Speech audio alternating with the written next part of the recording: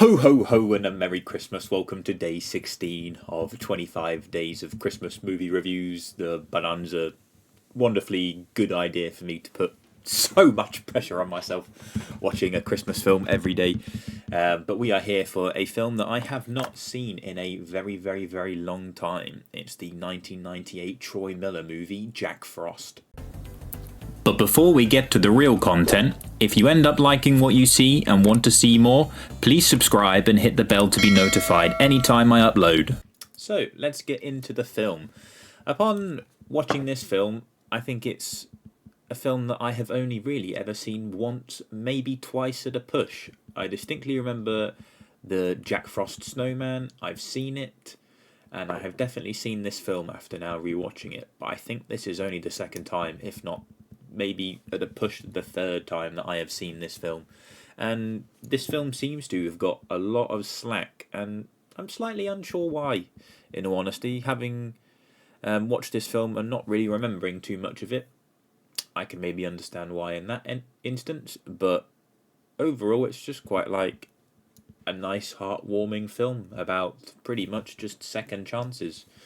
I understand that just suddenly becoming a snowman's a very silly idea for a Christmas movie, but it is what it is. Talking about some of the people that are in this film, Michael Keaton leads this film as the dad and the snowman. Unfortunately, in this film, he passes away in an accident and comes back alive as a snowman. Now, after just having a quick browse of all the Michael Keaton movies that I've seen, with Batman, Batman Returns, The Flash, Birdman, Beetlejuice, The Founder, Spotlight, Morbius. And then I've also seen him in American Assassin, and then Herbie Fully Loaded. I can't even remember seeing that film to remember he's in there, as well as some of the Spider-Man movies and whatnot. But I think this, from at least memory, and from now watching it, is probably Michael Keaton's worst performance in the film. I don't think it's very good, but he doesn't necessarily do bad, if that makes sense. I don't think it's really a film where you can give a crazy good performance or a superhero-esque performance in it. Joseph Cross, who plays the child, he's fine. Charlie is a pretty down on his luck character who loses his dad at a very young age, whilst also having a dad that was a musician and not seeing him much anyway. It's a pretty poor circumstance, in all honesty, but I don't think he did really much after this film from having a look. And then there's Mark Addy, who was also a very nice surprise to see, Robert Baratheon, and then he's also, I'm fairly sure he's Fred in in the two Flintstone movies and things, but that was cool to see him in there. And I was just sat watching him throughout the film, and I was just like, I recognise you, and I don't know where I recognise you from. So it was nice to sort of see that. Troy Miller doesn't seem to have done much, who's the director of this movie, so I think from this kind of flopping by the looks of it, it didn't really spell good for him. So, to get back to what the film's about, it's an hour and 45 minutes long, about a kid who loses his dad, and he comes back as a snowman, and basically just tries to put some of the wrongs to right. I like that it's a Christmas film that touches upon grief a little bit, having lost my parents as well. I think it's quite nice to see that in a movie, and things, maybe not done the most amazing way and whatnot, but I like how it was at least handled. It's nice to sort of see that Michael Keaton's character of Jack Frost got to sort of realise that he should have probably quit sooner with the music and just spent time with his family. Charlie and Gabby was his world. It was nice to see Charlie sort of get reignited in life, start hanging out with his friends again, continue playing hockey and whatnot, trying to help his mum. And it was nice that Gabby just sort of got to see him one last time and just sort of, basically just rekindled the family together. And then Mac, I think he's just kind of like the uncle of the family, and it was nice that he stopped wanting to play music, and it was nice that his character wanted to play music again by the end of the film.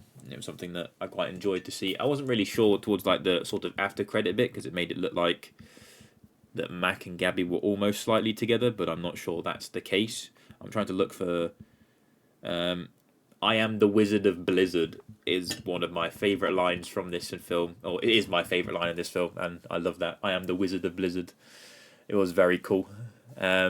Rory was a bit of a prick. He was the bully, but it was nice to see that he was hanging out with them at the end. And it was quite annoying that he continued to want to try pick on Charlie after losing his dad, when Rory full well knows what it's like to just not have a dad. But I love just how this film was just full of snow. I just want snow a lot more than I get it over here in the UK. I love having snow. I loved sort of feeling very nostalgic for seeing the snowmen being built, having snowball fights. I remember sometimes in secondary school when it was very snowy, just going down to like the park and having snowball fights and stuff, let alone as a kid in primary school. That was really nostalgic and really nice to see. That filled me with a lot of Christmas spirit, that did. And just building snowman. I've not built a snowman in a very long time. Like, God, maybe like 10 plus years now I've not built a snowman. I'd love to build a snowman again, but we don't get enough snow to build a snowman here. But, I mean, there wasn't any Christmas dinner. The Christmas day was kind of, one, Jack died, and then two, Jack went away. So it wasn't the most amazing Christmassy time, but I definitely got in the Christmas spirit. It was nice to see a sort of 90s US aesthetic again. Like, it's as I've mentioned in several of these films, the sort of late 70s, 80s, 90s, and up to like 2007. It's probably my favourite time to watch films. I always feel very nostalgic watching them, and I enjoy watching those types of films. I don't really understand the magic behind bringing Jack back as the snowman, but it's a kind of a kids' film anyway, so I'm not going to delve too much into that. I definitely feel like, whilst I understand why Jack left, and sort of like allowed Charlie and Gabby to come to peace with things, and he became at peace with what had happened with his life. You know, he could have stayed around for a bit longer. You know, he didn't have to necessarily go bang on Christmas Day again, but it is what it is. I think fully for a 1998 movie, I don't think it was at all too bad. I enjoyed the warmth of this movie. I liked that it pushed the boundaries a little bit compared to some other Christmas films, but it is quite ironic how in most Christmas films the dads are always the bad guy, which says something about it for, I suppose, that sort of time frame. They're kind of the breadwinners and things. They're the ones that work, aren't able to spend a lot of time at home, normally miss out on the kids' sports games or just miss out on activities with the kid and things, and they're always portrayed as like a bad person trying to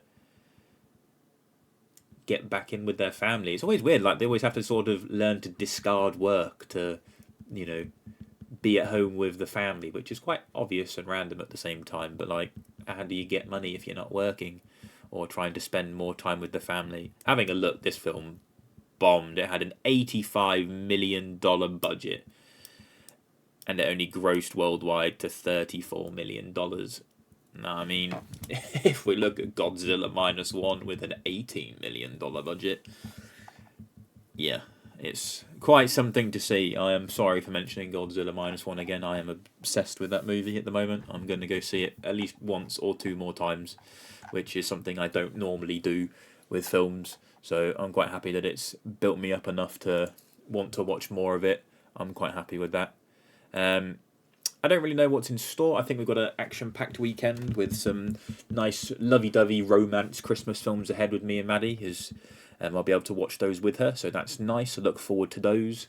I, by all means, don't think Jack Frost is the most amazing. I don't think it's even remotely very strong in compared to some of the other contenders that I've done so far, but I think it's better than what I can see from IMDb with a 5.8, or actually 5.4. Jesus Christ. I think this deserves to be about the 6.5 mark. I think it's nice.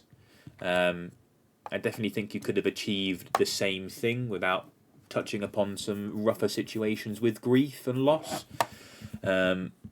Albeit with a snowman as well, but I understand that it's wanting to be Christmassy. I have no idea if they were trying to just make the Jack Frost snowman character a bit less scary compared to, because I think there was a Jack Frost film that came out in 1997 that was like a horror film, so I don't know if they were trying to like rebrand Jack Frost from being like a horror sort of thing to something a bit more family friendly, or maybe they were just like, hey, we'll do a family friendly Jack Frost thing.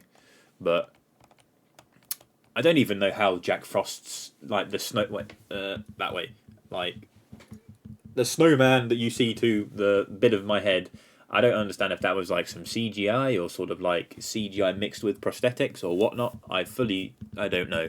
It looked odd, but I don't think it looks bad considering that 25 years ago now. But it's not amazing either. I've definitely seen better special practical sort of things from stuff older than that. So I think it's okay. But I'll probably leave it there. I think it was a film that maybe didn't get enough attention. Maybe it just wasn't for everyone. Maybe just the fact that it was a kids' film dealing with grief was a bit too much for some parents to go take their kids and things. But I certainly don't think it's as bad as what people say or what I can see from online and things. So I think if you haven't seen this film or haven't seen this film in a long time, give it another shot now that you're a bit older, and I think you'll be slightly pleasantly surprised. But yeah, thank you very much for watching. Don't forget to like, comment, subscribe, all that good stuff, and tune in to the next 25 Days Christmas movie special thing. Bye-bye now.